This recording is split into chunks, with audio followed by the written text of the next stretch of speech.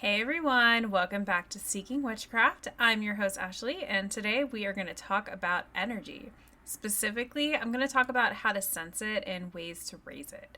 Now, this is a special episode, by the way, everyone, because it's almost the eve of my birthday, which is happening this Saturday the 19th. So if you happen to be listening to this episode around then, I am so happy to be able to share my voice with you during this day.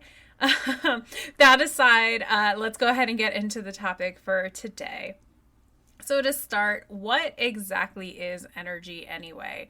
This is something that we hear thrown around all the time. And what exactly does this even have to do with witchcraft anyway?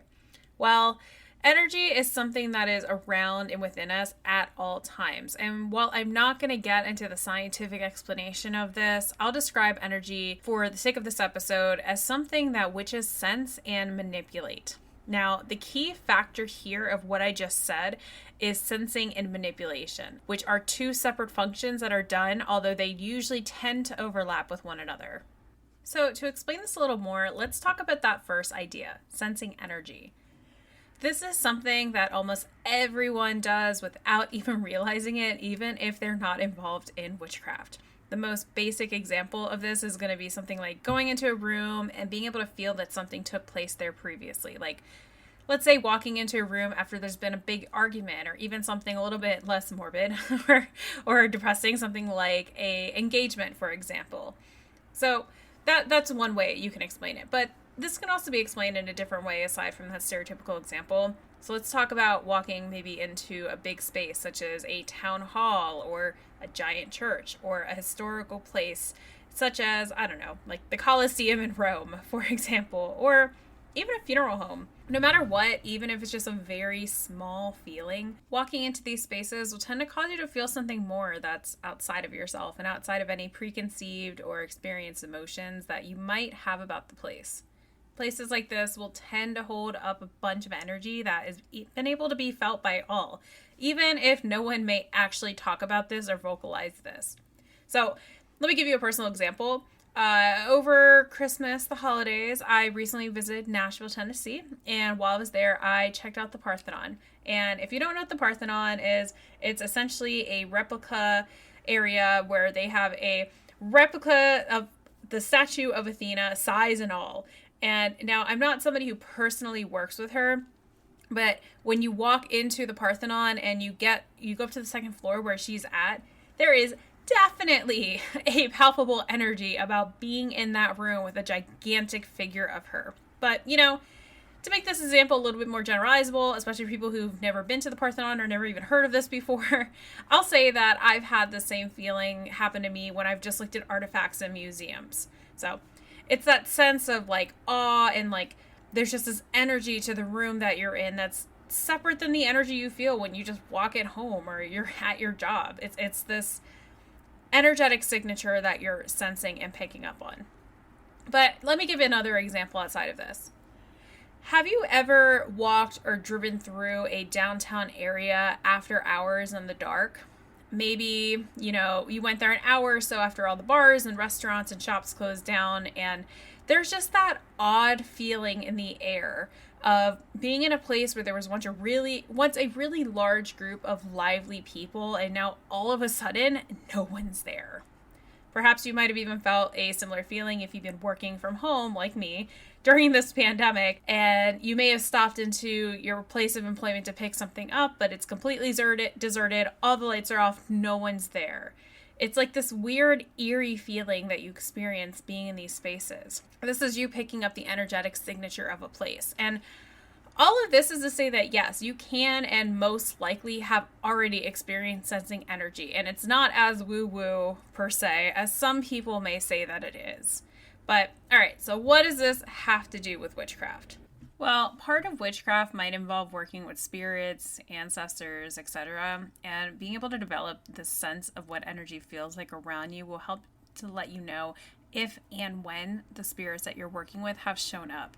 It's also going to help you know if something uninvited has entered your space. And, for one of the most important things to be able to sense energy with, it's going to help you when you're casting a circle to know where the boundaries are and to help you literally sense the circle that is around you, which is very much a thing.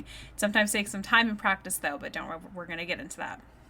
But overall, Being able to sense energy is an extraordinarily important sense to develop when you are learning witchcraft. And it's something that almost everyone can already do and just needs to be expanded on. So it's not necessarily a brand new skill to learn, rather, it's something to just develop from a sense that you probably already have. But let's talk about the second function of energy, feeling it. Now, energy is something that with proper practice, most people can learn how to feel it. It might feel different for each person, and I cannot guarantee that everyone listening to this will be able to physically feel it, but I really don't want to discourage you by saying this. Almost everyone I know who has practiced has been able to develop this ability to physically feel it, and for those who I know that can't, they all have their own way of being able to sense it, which honestly is equally as important.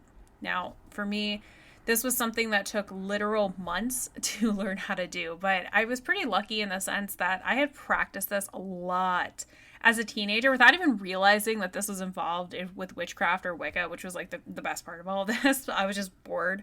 Once I got involved in witchcraft, I already had this skill, and I was really lucky in that sense. And this is mostly just for me to say that it did take me a very long time to feel anything, but once I did, that ability to sense and literally feel energy never went away. Kind of like riding a bike.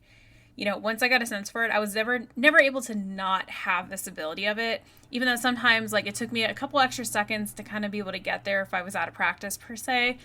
I always kind of knew what I was looking out for once I was able to finally feel it. But for me, for energy, it kind of feels like when you try to stick two magnets together, but then there's that resistance between them and you can't do it. So I feel a resistance, but this resistance usually has a movement or a pulse to it. And sometimes it pulses really fast and other times very, very slow. Along with that, with sensing energy in a magical space, I can feel like this, or it can feel like this usually as I try to manipulate it, or I can also sense it while physically feeling it at the same time. So it's kind of similar to when you close your eyes and somebody walks into the room, except in this case, there might not be anyone else physically there, trying to sense energy or in my room other than myself. It's the shift in the room as if somebody or something else has come into it that I can feel. And when I say that I can feel it, I don't mean I feel it touching my physical body, but it's just this shift around me. It's this really weird way to explain it, but it's definitely apparent when there's something around me. Now, with all that said, I want you to keep in mind that when you are learning to feel energy, the energy itself is very likely going to feel pretty neutral with minimal to no emotion attached to it. Now, keep in mind, I'm specifically talking about feeling energy, not sensing it. Feeling in the sense of literally feeling it with your hands. Kind of think of it like if you're washing your hands under running water, from the sink, you can feel the water on your skin and you can manipulate the energy that the water flow is going, but there really is very likely no emotion attached to the water itself that you're feeling. But with that said, I'm going to go ahead and give you some examples of how to sense energy. And just saying, if you have been listening to Seeking Witchcraft since the very beginning, I think the very first episode I did, or maybe one of the first three, I want to say it was the first one, I did talk about how to feel this, but this is such an important topic, I think that it warrants its own full episode, so here we go. So the first thing I'm going to say is something called a saibala. At least this is what it was called when I was a teenager looking this up on the internet and trying this out to see, hey, what's this all about? So first things first, there's a couple ways to do this. So if you hold your hands out in front of you, if you're driving, listening to this, don't do this. Wait till you get home or you're stopped someplace safe. Hold your hands out in front of you. I would say give yourself maybe a foot or 6 inches, or you can put your hands close together. Actually, you know what? For this one, I would say put your hands close together. Your mileage may vary for this. Maybe have a couple inches in between your two hands. You don't want to keep your hands super stiff. You kind of want to not have them completely flat, but just relaxed in front of each other. I would recommend putting your fingers together, and so your palms are facing each other, fingers mostly together, but also just completely relaxed, and closing your eyes. Again, please don't do this if you're driving or need to be paying attention to something else. And so From here, you want to envision that, well, there's two ways you can do it. So for this example, close your eyes and envision and also if you hear that, I live off a busy road and that is a motorcycle. It's not a demon in my background. but anyway, envision a white or gray mist building between them, or you can change the color to whatever you would like. And while doing this, just imagine if you're sitting on the ground, kind of connecting yourself to the ground. So imagine roots going down and you pulling that energy up through your body and then eventually having it come out through your arms, out through your hands, and collecting in between your palms. And then after a while, you may experience feeling what I kind of talked about before, this pulsing feeling, kind of like this magnetic type feeling in the sense of not sticking together, but trying to go apart from each other. If that doesn't work for you, another example, and some people start out with this. I didn't even know this was a thing until after I already learned how to do this. I am cautious to give this example because I don't want people to use it as a crutch. So keep that in mind. However, I am still going to share it with you because some people may find this very helpful. If you put your palms together or your hands together and you rub them like you're trying to get your hands warm, and then you pull them apart after a couple of seconds, but you have them not that far from each other, you can usually feel some sort of energetic barrier in between your two hands. Now, I just want to make sure that every single time you go to feel energy, you're not rubbing your hands together, which is why I'm cautious to use this example, because I don't want it to be a crutch, as I mentioned. But these are some things that you could do. With this example, as I said, it took me a very long time to feel energy, and actually the way that I felt it for the first time was not doing either of these. However, all of my buildups were involving putting my palms by each other and trying to feel something in between them. What actually got me to feel energy for the first time was after months of doing that and not getting anywhere with it. One day, I was at home and there was this huge rainstorm that was happening outside. The skies just all of a sudden went black and there was thunder and lightning and it was insane. And I was like, oh, this is cool. I'm going to try to use the energy from the storm and see what happens, not thinking anything of it. So instead of putting my palms together, what I did is I went to a window in my bedroom, and this is probably not the most safe to do considering it's a massive storm, but whatever, I did it. And I put my palms out, not touching the glass of the window, but kind of an inch or so away from that glass. And I really focused on trying to feel the energy of the storm coming towards me, like what I mentioned earlier with the roots, and out through my hands and pressing against the glass of the window. And let me tell you, within a minute or two, I felt it. I felt this resistance between my hand and the glass pane on the window. And I'll never forget that moment because that was something I had been waiting for so long. I was so excited. It finally worked for me. And ever since then, I was able to feel energy. However, I do remember I spent hours upon hours sitting in my living room after that one encounter with the storm and practicing feeling energy between my hands, and being able to feel it in that format that was different than putting my hands up on the window. And eventually I got it. Took a lot of time, a lot of practice, but all this to say is it can happen, but do not get discouraged if it takes you a long time, because it certainly took me a long ass time to feel this. All right, so now that we've talked about sensing and feeling energy, let's put them together. This function is commonly done by witches when doing something like performing a spell. You don't have to do this before every single spell that you do. However, I very highly recommend that you do some sort of energy raising. I think it's going to give you a little bit more bang for your buck versus not doing this. But if you're just starting out and this is totally new and you've done a lot of successful spells that haven't involved what I'm about to tell you, totally fine. However, I would recommend putting some energy raising behind your next spell.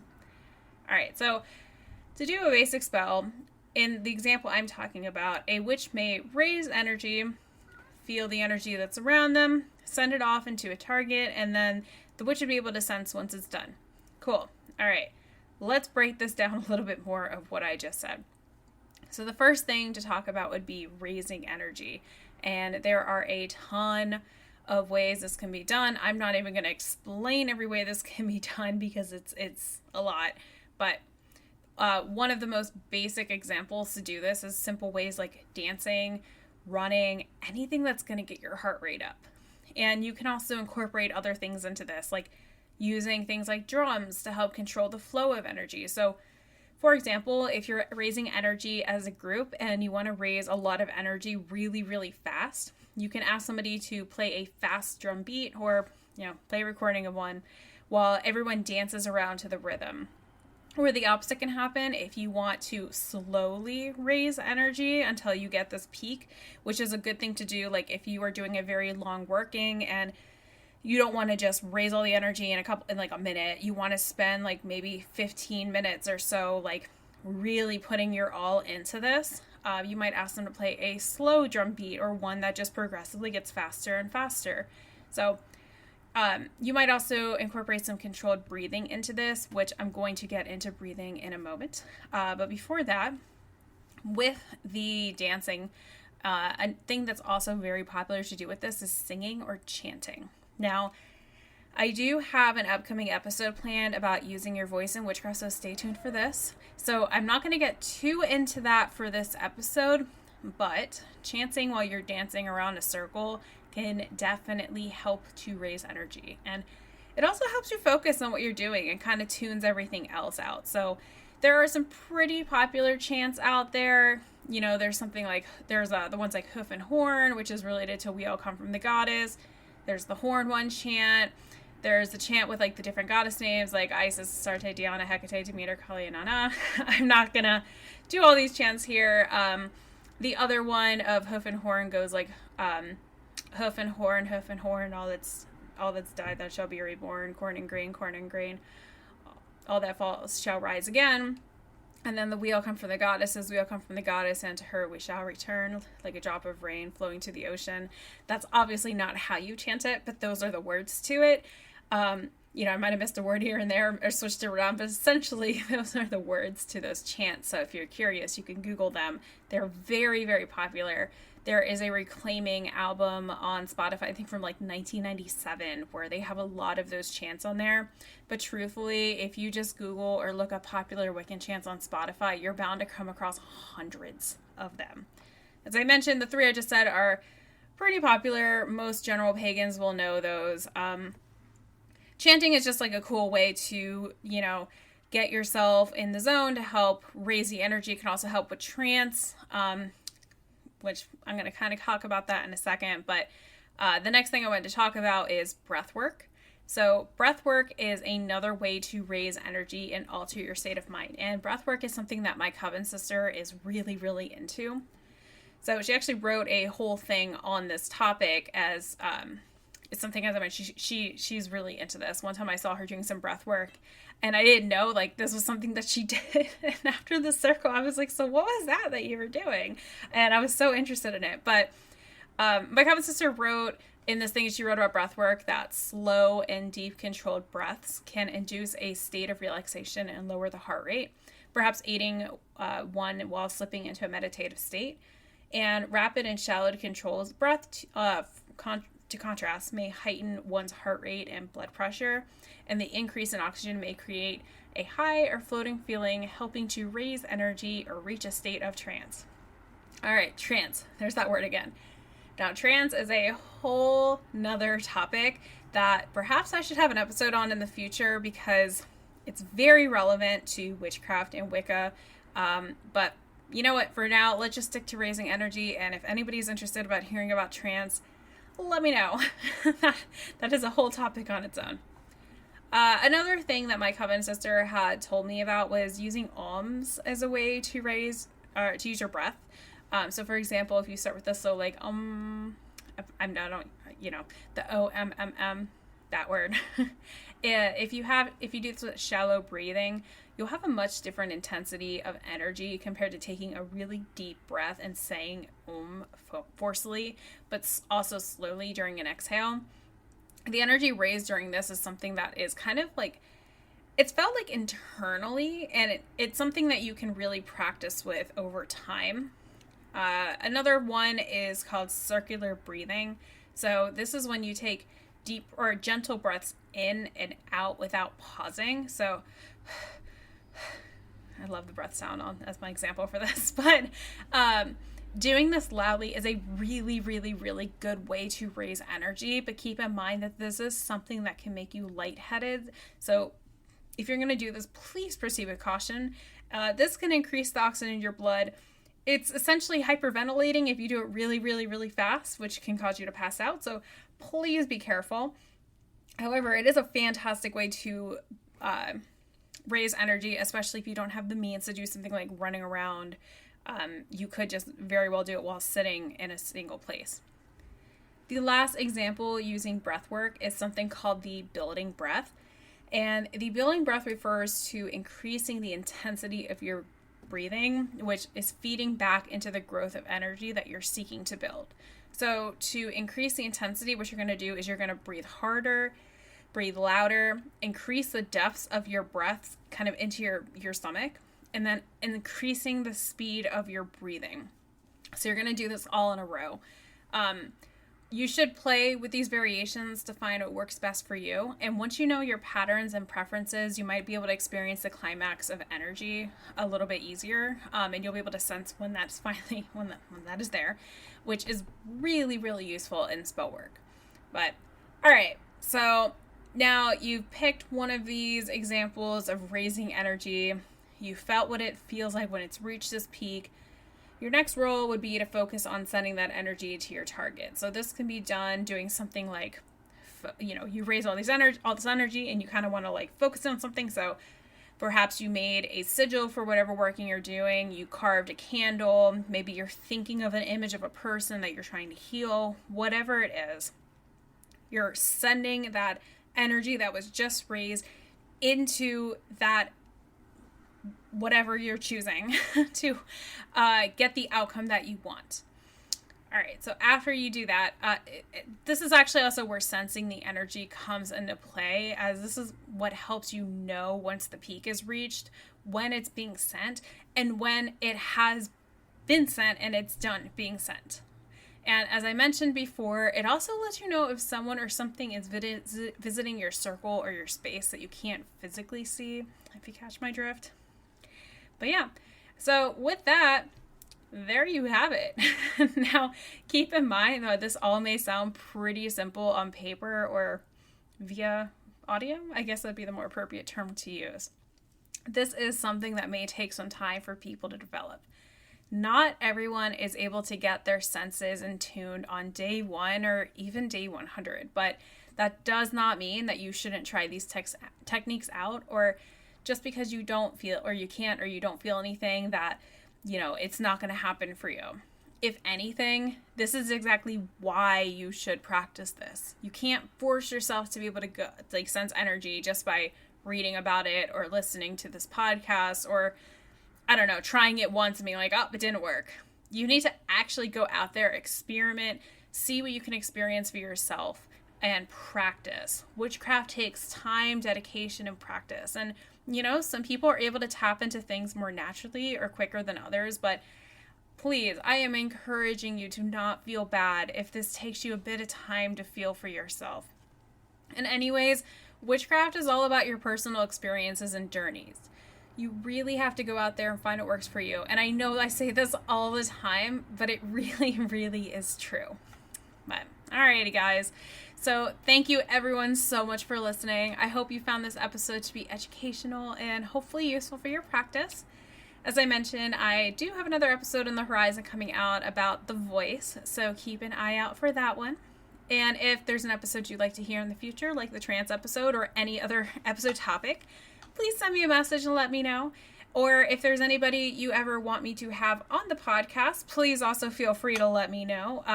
Perhaps let them know too. I'm always open to having a guest on with me. And if you want to figure out how to let me know, you can reach out to me on Facebook, Twitter, or Instagram, Patreon. My Facebook is Seeking Witchcraft Podcast. You can send me a message, or I also have a Facebook group called Witches Seeking Witchcraft. If you join the group, feel free to post your suggestions in there. I have a Twitter. It's at Seek Witchcraft. So it's not Seeking Witchcraft, just Seek Witchcraft. Instagram is Seeking Witchcraft, all one word, and Patreon, which is patreon.com/Seeking Witchcraft. And also shout out to the patrons who support this podcast. You guys are amazing. We recently had a social call the other day, like a video chat that lasted for over 4 hours. And it was like the middle of Saturday too. It was great. It was some of the most fun I've had in a really, really long time. And it was honestly just so great being able to talk to everybody and, you know, get to meet some new people, but also talk to people who've been in this for a bit and really like, you know, the group of people that we have on Patreon, I really love talking to them. We kind of have this little community going where I know not everybody, but there have been people who've been coming for a long time to the book clubs and such. And, you know, at this point, it's like, I know where they're at on their journey. And like, I get so excited to talk with them because I'm just like, oh my gosh, like, give me all the updates. How are you doing? What's up? Yeah, I really love talking to people on the Discord associated with the Patreon. So thank you so much, everybody who supports it. I truthfully really appreciate it so much. And, you know, we're going to be meeting up on March 2nd, I believe it is, or whatever that Saturday is, the first weekend in March, to start our next book club where we're going to be reading Earth, Fire, Water, and Air, More Techniques of Natural Magic by Scott Cunningham. That was the book that was voted on for us to read. I have a feeling we're going to go through that book pretty quickly, so we're probably going to be picking a new book sometime soon here. And if you'd like to join our book club or, you know, support the show, you can do so by signing up for my Patreon. Again, it's patreon.com/Seeking Witchcraft. And yeah. Thanks again, everyone, for listening, and thanks for sharing this special birthday weekend episode with me. I really appreciate it. Sorry for the lack of episodes recently. I feel like over the couple years I've been doing the podcast now, which is wild to say, a couple years, jeez. I always kind of go my downtime now in the winter, so this isn't super uncommon. But, you know, we just had, you know, the Feast of Torches, and like the Feast of Torches, the story behind that Sabbath, you know, things are starting to come back into the earth and into fruition, so I'm hoping the same for the podcast. As I mentioned, I do have some episodes on the horizon, so. All right, thanks again, everyone, for listening, and I will talk to you all very soon. Bye.